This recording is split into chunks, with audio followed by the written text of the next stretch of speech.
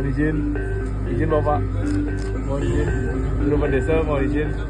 Wali Kota Denpasar, I Gusti Ngurah Jaya Negara secara resmi menetapkan Sanur, Denpasar sebagai kawasan rendah emisi, KRE.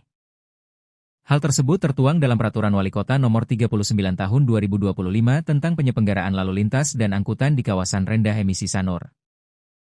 Pencanangan zona pariwisata rendah emisi yang mewilayahi Desa Sanur Kaja, Desa Sanur Kauh, Desa Adat Sanur dan Desa Adat Intaran ini dilaksanakan dengan pelepasan burung dara serta pemotongan pita di Sanur Saaside Denpasar, Sabtu 21 Februari 2026.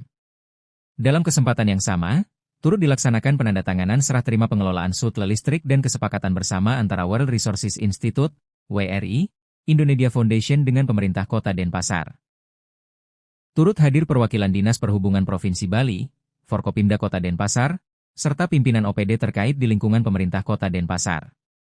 Wali Kota Denpasar, I Gusti Ngurah Jaya Negara dalam kesempatan tersebut menjelaskan, kawasan Sanur merupakan jantung pariwisata Kota Denpasar. Karenanya, keberadaannya harus terus dijaga guna menjaga kualitas dalam mewujudkan pariwisata berkelanjutan.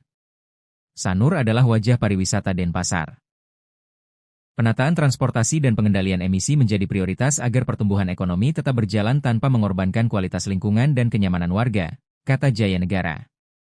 Dikatakannya, keberlanjutan pariwisata di Sanur merupakan tanggung jawab bersama.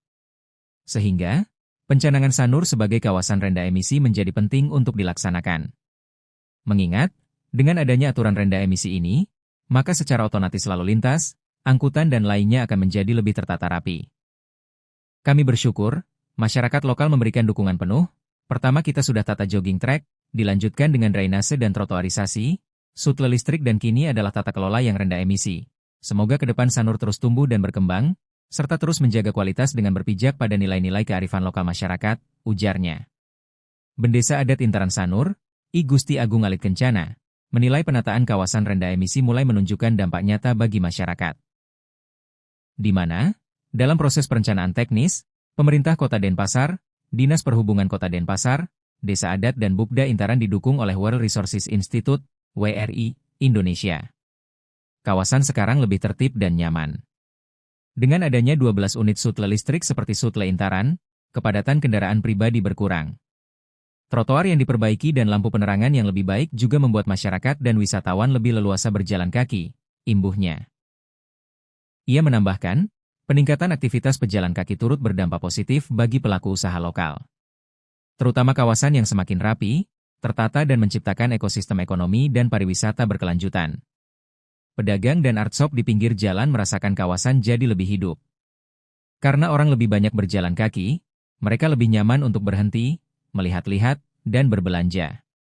Ini menunjukkan penataan kawasan rendah emisi juga mendukung perputaran ekonomi lokal, ungkapnya.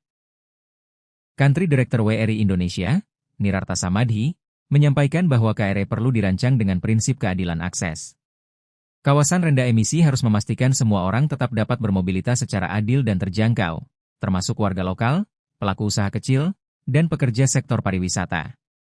Karena itu, desain kebijakan harus inklusif dan memberi ruang partisipasi masyarakat, ujarnya.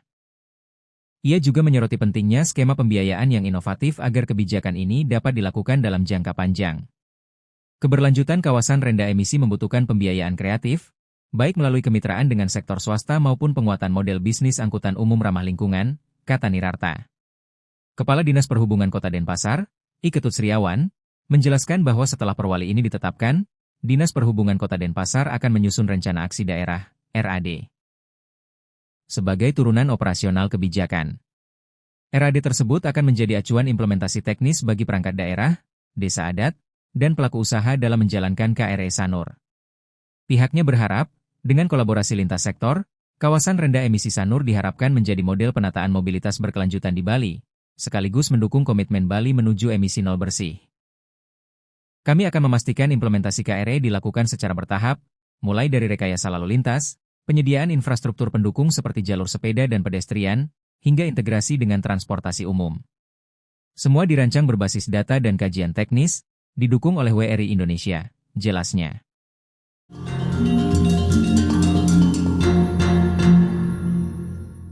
Download Tribun X sekarang, menghadirkan lokal menjadi Indonesia.